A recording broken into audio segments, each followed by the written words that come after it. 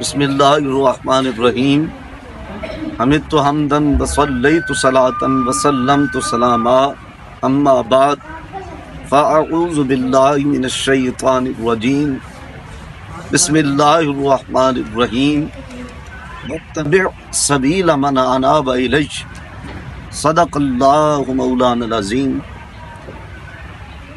معزز و محترم سامعین و ناظرین،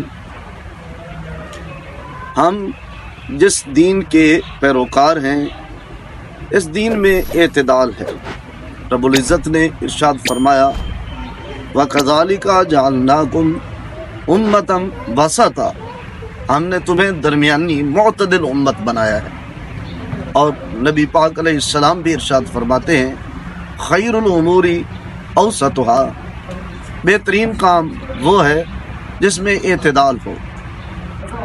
ہمیں اپنے معاملات کے اندر اور اپنی عبادات کے اندر اعتدال کی ضرورت ہے۔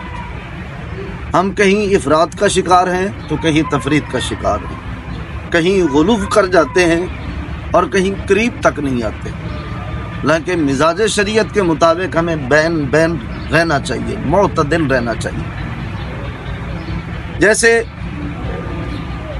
درس نظامی میں ہم ایک کتاب پڑھتے پڑھاتے ہیں نور الانوار، اس میں صراط مستقیم کی وضاحت کرتے ہوئے ایک قول یہ نقل کرتے ہیں کہ صراط مستقیم محبت اور عقل دونوں چیزوں کے مجموعے کا نام،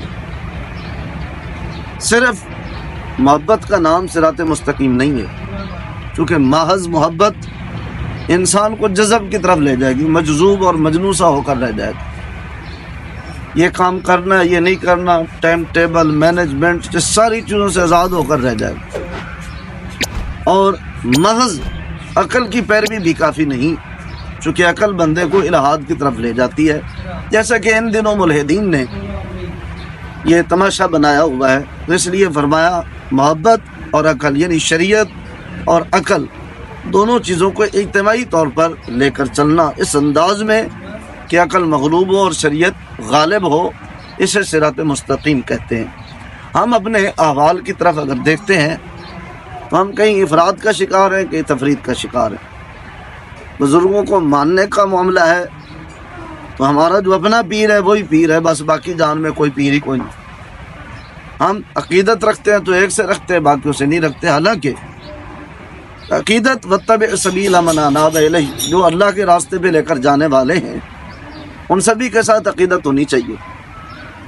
یہ ضرور ہو سکتا ہے کہ دل میں جگہ کسی ایک کے لیے زیادہ ہو، یہ تو ممکن ہے، دل کے معاملات پہ کنٹرول نہیں ہے، لیکن کسی اور کا نام سن کر چڑھ جانا، کسی اور کی طرف جانے کے لیے پاؤں وزنی ہو جانا، اور کسی اور کے مزار کا، کسی اور کی زیارت کا قصد کرنے کا سوچنا ہی نہ، یہ چیز ضرور سوچنے والی ہے۔ یہ کہیں ہم غلو کی طرف تو نہیں جا رہے۔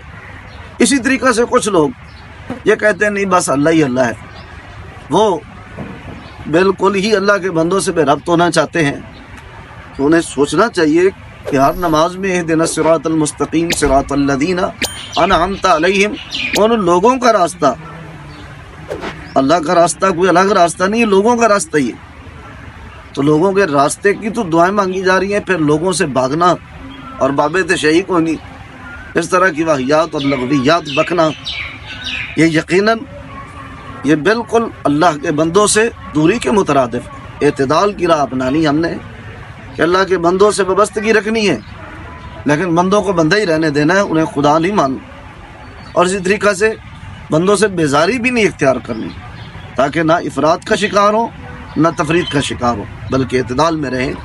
آج ایک مثال عقیدت کے حوالے سے ذکر کی گئی، انشاءاللہ